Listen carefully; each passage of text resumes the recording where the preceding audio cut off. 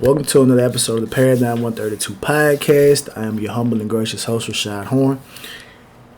In the continuation of the U.S. Today articles that I felt deserved a little bit more commentary, I'm coming forward with what I will refer to as an opinion piece by a guest columnist. And the reason I refer to it as an opinion piece because as I went through the article, I was able to look at it from the perspective that, okay, you're speaking about your personal experience and applauding some of the measures that current Secretary of Education Betsy DeVos or however you enunciate her name, has pushed forward, right? So, the title of the article is Student Loans, Is Your Degree Worth the Debt? Written by Spencer Brown, as I know that he's a guest columnist for the USA Today. So, student loan debt is at $1.5 trillion. I don't know how far back they are accounting this debt for, but it's at 1.5 trillion and rising. So just to give you a reference, I went to Experian to talk about the highest forms of debt, consumer debt in the U.S. So obviously mortgage loans are at an all-time high, and this is from last year. This is from 2019. So I'm sure, obviously, with the new year, around the corner, we're just getting started. I'm sure the data has already been brought in from 2020. So technically, I'm a year behind. But then at the same time, I don't know when they accounted for this study. But anyway, mortgage loans 9.6 trillion, auto loans 1.3 trillion, student loans last year were 1.4 trillion. So they've gone up. Credit card debt 829 billion. That's consumer. Home equity lines of credit sits at 420 billion. Personal loan debt 305 billion, and retail credit card debt at a record high of $90 billion. So just to look at the company that student loan debt is in. But one of the things that student loan debt has that's different than all the rest of those debts, and I'm sure you know what it is. I'm sure you do. But if you don't, I'm going to tell you. In each one of those particular cases, you need a credit score of some kind to apply for these particular types of loans. And you need a good credit score, depending on, just to put it into context. Say, for instance, you take out $60,000 or $70,000 over the lifetime of your schooling. So in order to borrow $60,000 or $70,000, you need X amount of years, probably over 8 to 9 years of average credit age, and probably anything over a 750 credit score. You don't need that for student loan debt. Not at all. Nowhere near it. As a matter of fact, I don't even know if they even check to see if you have any credit, right? But I guarantee you they're going to be reporting somewhere if you go into deferment. I guarantee you they're going to be reporting somewhere, right? So, just to get into the article, I'm just going to highlight some of the things that I thought that were interesting talking pieces and just, weigh in on them. So, this is the first one, right? So it says student loans are a drag. In America, they amount to 1.5 trillion. That staggering total is held by roughly 45 million Americans, right? So put that into context. I believe last tally was like 350 million Americans. So 45 million out of 350 have student loan debt. Said including me. It's more than fair to call the mess we're in a crisis. But solutions will not be found through government forgiveness of student debt. Let's pause for a minute. If anybody's been following, well, I'm not even gonna say if anybody's been following, because even if you didn't want to follow this election that we just had, or if you didn't, or policies and stuff like that, you got immersed this year, right? You couldn't, there was nowhere you could hide. There was no rock. There was no nothing that you could hide from. You were going to be immersed in this year. Point blank period, right? One of the things that was talked about, what has been talked about, and multiple different things, from junior college being free, to forgiving up to a certain amount of debt. I believe the number was, well, I'll just go ahead and read it, right? Because I'm skipping over some other things, but let me go ahead and read it. There's no need to hip hop around it, since it runs great with what I'm trying to talk about. So he said, renewed calls by Joe Biden to forgive student loans are ignorant of reality. These are his words. Biden plans to start a program that forgives $10,000 worth of undergraduate or graduate student loan debt in exchange for community service, capped at 5 years. Senate Democrats Elizabeth Warren and Chuck Schumer push for even more, urging Biden to cancel $50,000 of student loan debt through executive action. Okay, so that saved me from going into my memory bank here by him providing that information toward, in the article. So when we're talking about forgiving student loan debt, the first thing that comes to my mind is what Frederick Smith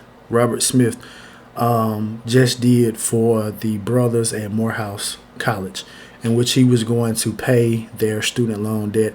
I can't forget the amount that it was, but he's giving those brothers an opportunity to have freedom, to where a lump sum of your earnings will not be, because we can consider that a tax. You can label it in whatever category you want to label it in, but it's a liability, right?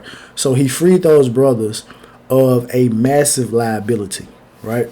So obviously you had individuals from the previous graduating class, as well as individuals from the graduating class that's going to precede them.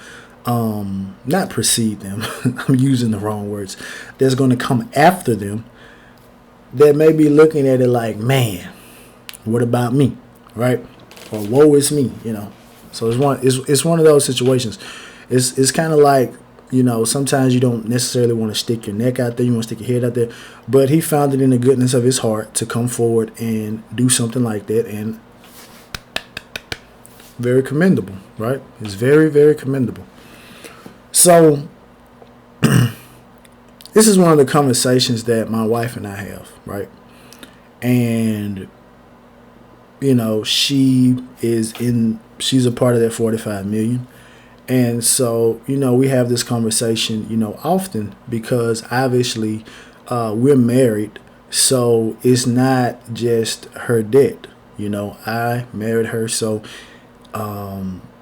it's ours, right? So I take ownership of it. Same way if I would have married a woman that had a child, a younger child or something like that. I just can't say, oh, well, that's, better go find a daddy, I'm with you, It's one of those situations, right?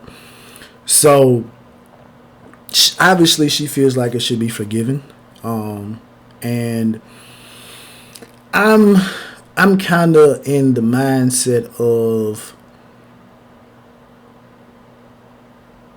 I'm not a big advocate of post-secondary education.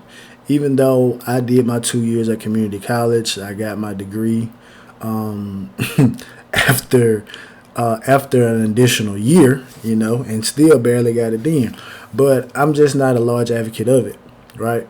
Because my thinking process is that especially because my wife is in a very unique subject. She's in psychology. And the reason I call it unique is because you're in a field in which you get to study a person's mind, you get to study a person's mannerisms, and then you get to base it on theory, and you can essentially project out how a person is going to behave, and you can even offer guidance to help a person to not jump off the cliff. So I really think that's a really powerful type of thing. And I tell my wife, I say, people undervalue psychology, right?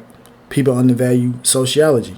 When we got a subject that the basis of it is, I can do a case study on you based on your personality, and I can pretty much within reason dictate how it is that you're going to behave when you're faced with adversity, when you're faced with happiness, when you're faced with sadness, when you are on the verge of getting depressed, and all these particular different things like this. And to an extent, depending on how smooth you are with it, you can actually manipulate a person into doing something just because you understand the way that they behave, right? So I don't think people really put psychology as well as sociology in the proper hierarchy when we talk about things, because if you can control a person's mind, you basically control that person's body, right? So if I know how you're going to act before you act it, I can kind of do some things, right? But not to get too far off on a tangent. So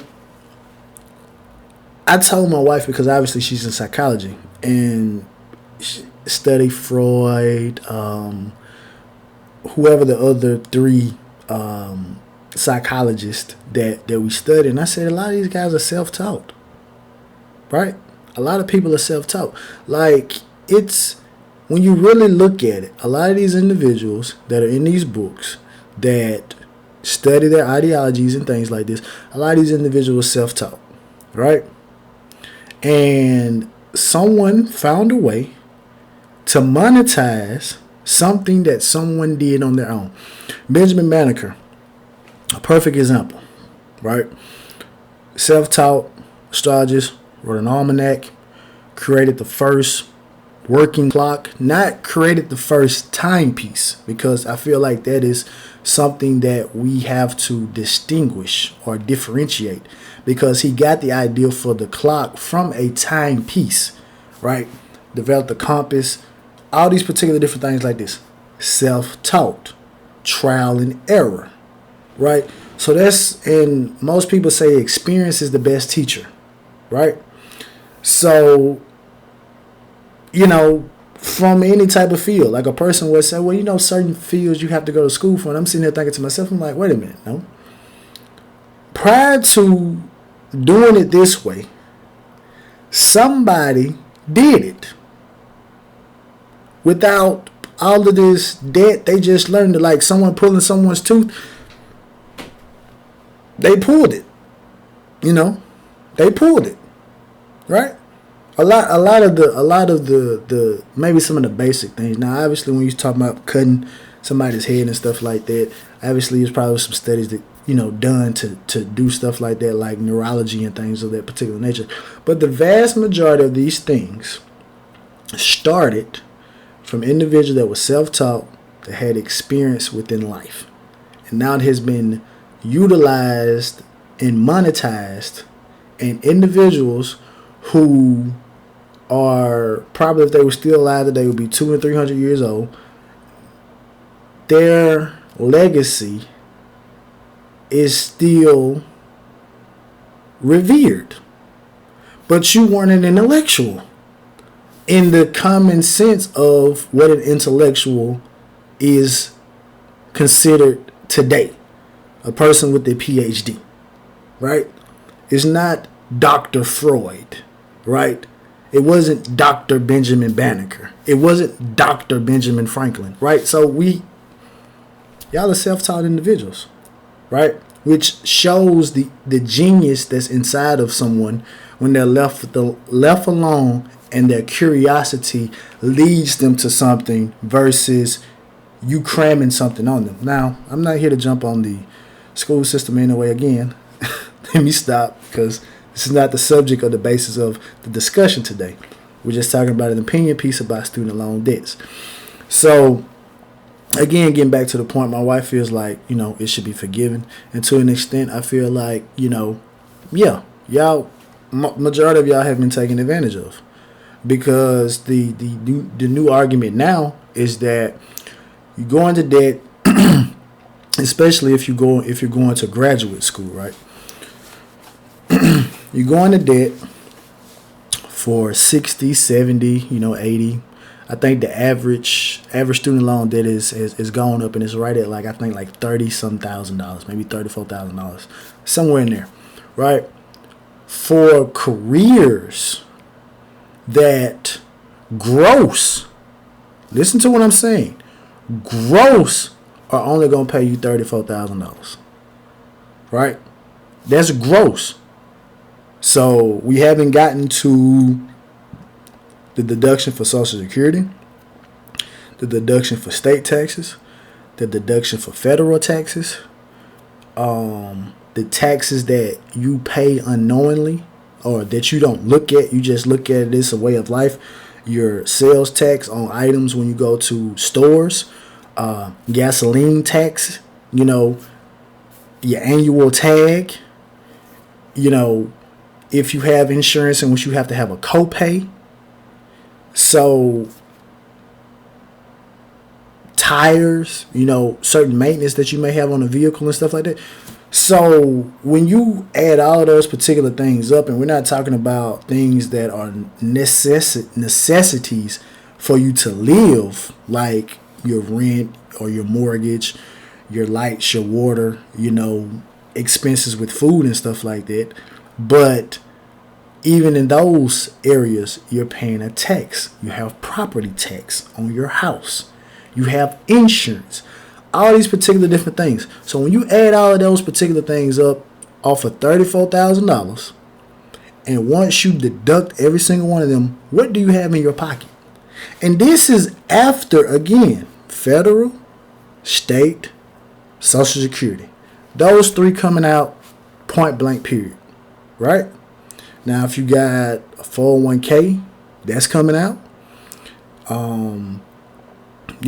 If you opted in for your job's benefits, which, depending on the benefits, those are good to opt into, but that has to come out. So that $34,000 net is probably 28, maybe 27, but you have $34,000 worth of student loan debt. That I looked at my wife's breakdown, right? Each loan was broken up into its own different category, and each loan was assigned its own interest rate. Huh? Each loan, which was basically given by the same, was subsidized by the same entity, it has individual interest rates. So obviously, like the interest rates are like 2%, 3%, 4%, 5%. But if you add those up, and it's like, dang, this is like 14, 15% interest. Right? And it's compounding. It's compounding even when you say, I want to do a deferment. Right? It's still compounding. But to go back to the article here, this is what he said. He talks about, obviously, all of the different loans. You got your FAFSA, you got your master promissory notes, Pell Grant, subsidized, unsubsidized, and he says, a general lack of clarity on how repayment works muck up a consequential decision for each rising generation. And he continued on to say, so 2 is the lack of transparency schools provide for their different degree programs. Students should have the information necessary to avoid taking out tens or hundreds of thousands of dollars in student loans only to end up working in an industry where the degree isn't required or to pay for a useless credential in obscure fields. I've heard my wife tell me on multiple occasions,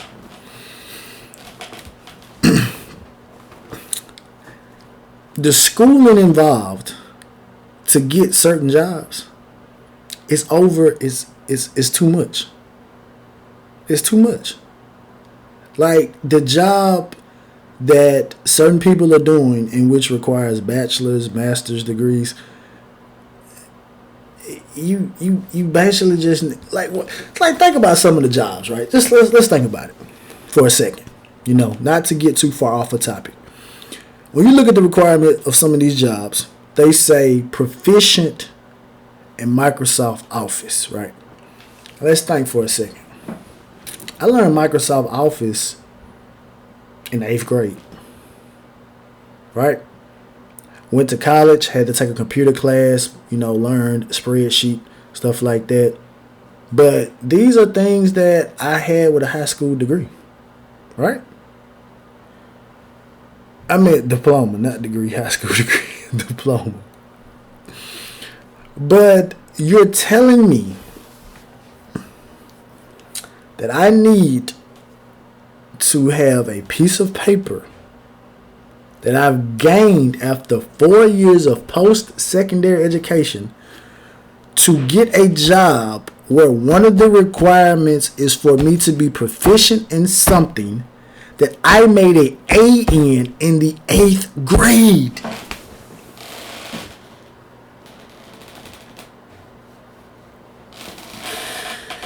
Come on, man.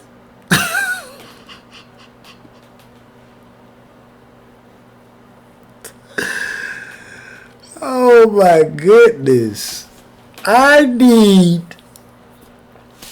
a post-secondary degree to be. Now, obviously, I'm just using this as an example, but I've looked at some of the jobs that my wife, when she's on job boards and looking, and I'm sitting up here looking at the qualifications. I'm like, I qualify for this job, and I ain't got nothing but an associate's. I qualify for this, but, it is what it is. I can talk about this all day, but this ain't about me. This is about the article, right? So, getting back to him talking about his personal experience, this is what he said he did.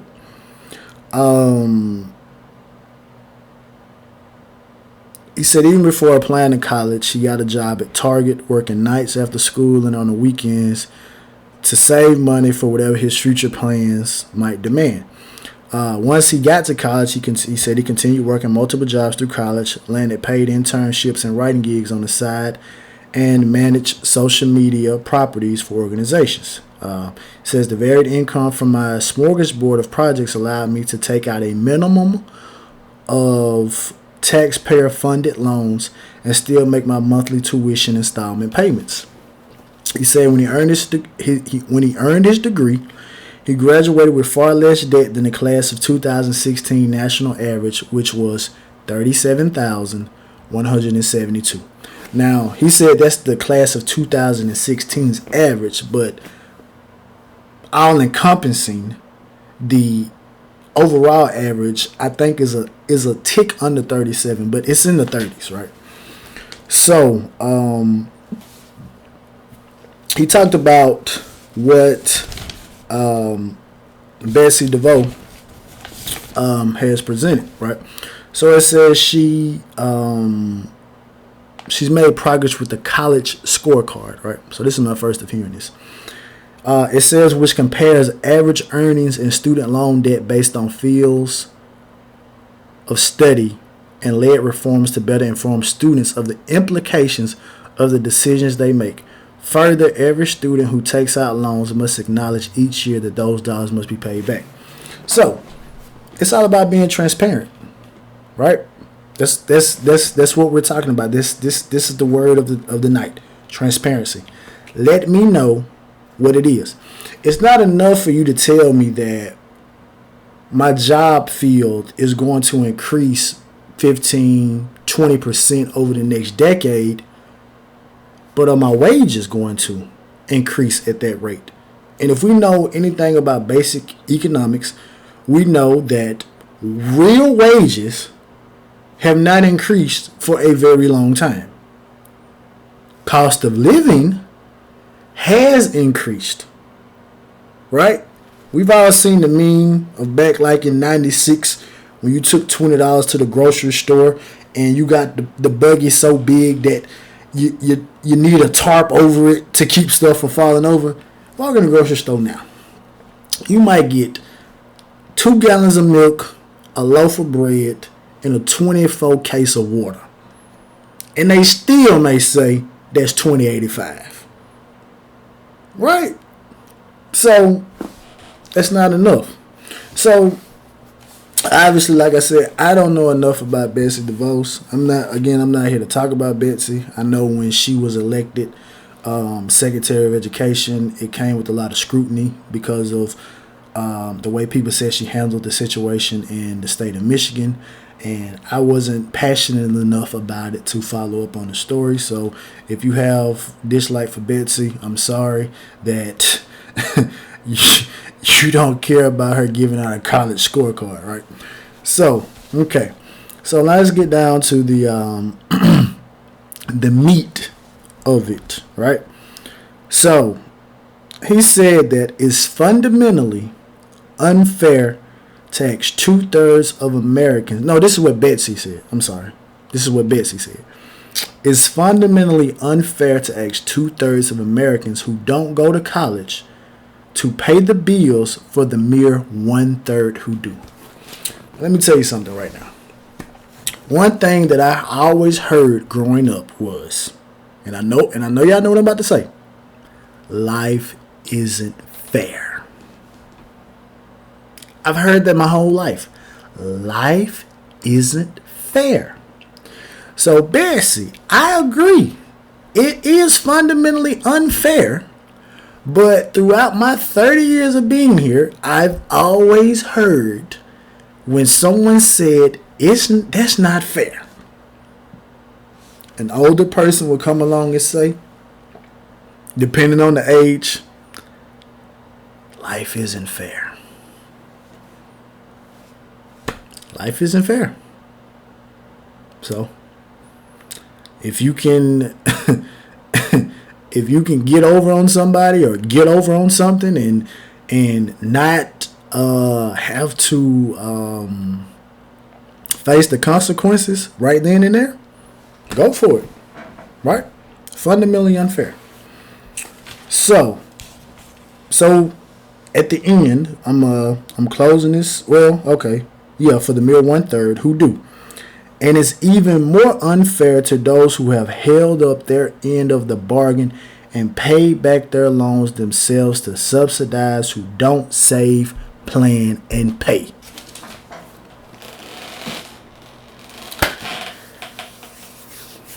When you say who don't save, plan, and pay, what's the first word that comes to mind? That means that you're holding people accountable. You need to be accountable for your actions.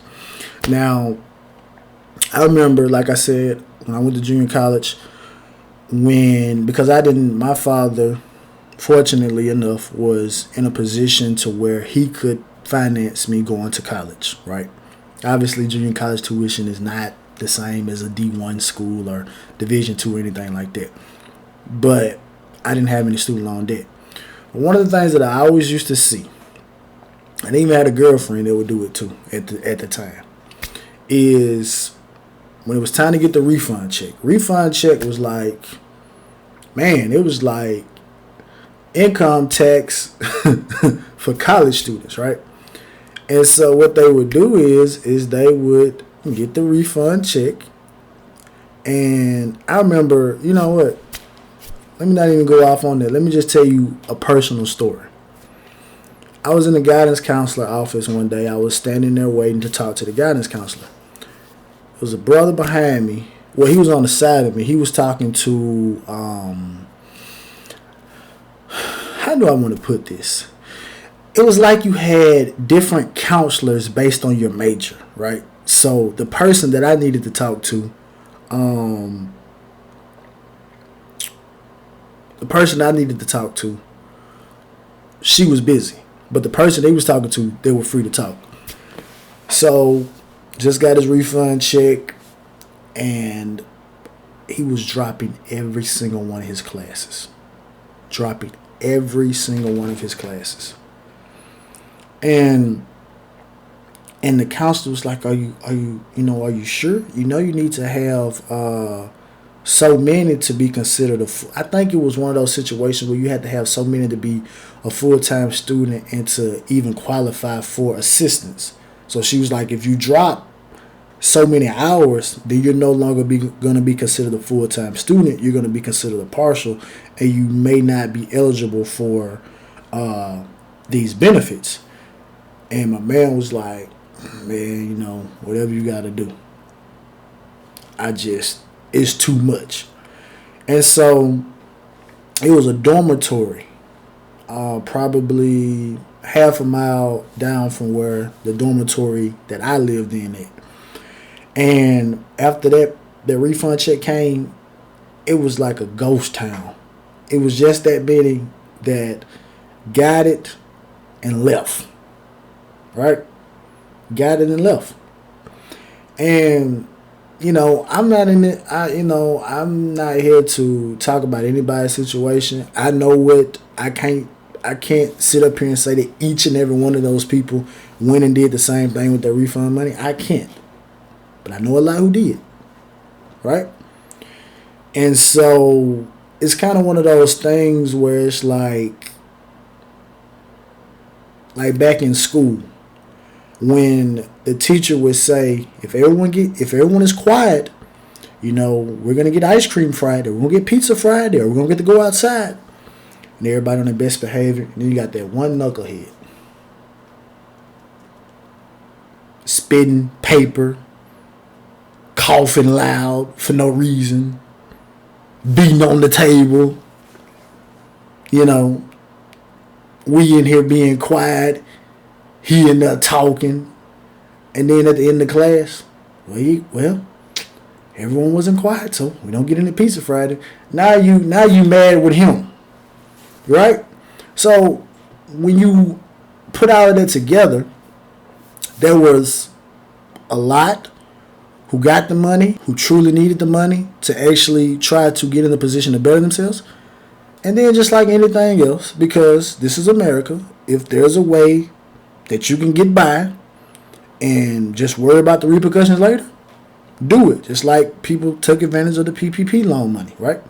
So they took advantage of that particular money at that particular time, and that was that, right? So accountability, right? It's kind of like when people say, I'm paying all this tax money for such and such to go lay up in a Section 8 house, right? It's along the same lines, right? So, in conclusion of this article, it says any unfairness in the current system is solely the fault of universities that offer costly degrees and classes in unmarketable specializations and the decades of federal bureaucratic blunders like lifting the cap on the amount of federal student loans one can take out that allowed education costs to skyrocket. Student loan forgiveness won't help those with useless degrees get jobs. It won't stop the ballooning cost of education. It won't make America's economy more just. While student loan forgiveness might feel good to the leftists, now I don't like using those type of terms. Leftist, right wing, left wing. I don't like using those type of terms. This is his rhetoric, right? Who see it as an easy play to buy support. All it would do is harm. That's his opinion, right? So I was listening to another podcast, and this particular person had a completely different view on the situation. He looked at it from a standpoint that if you free up individuals from the burden of student loan debt, then that is going to have a massive boom in the economy, because they're going to be wanting to go spend more. They're going to want to build houses. They're going to want to go start families. They're going to want to go buy cars and stuff like that, because I've heard some people have a minimum payment of like $700 or $800 a month, in student loans, and they're paying that and still having to, juggle this thing that they call life. So that could be extra money, if you want to invest in the market. That extra $700-$800, you can invest that in the stock market. So he looked at it as a way to take a burden that people were taking advantage of.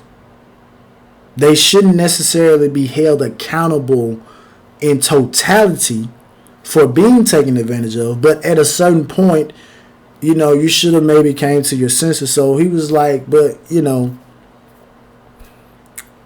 should do it for the betterment of the, for the American economy, right?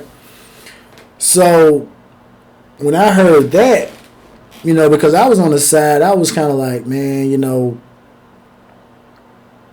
my whole post-secondary education thing, I'm like, man,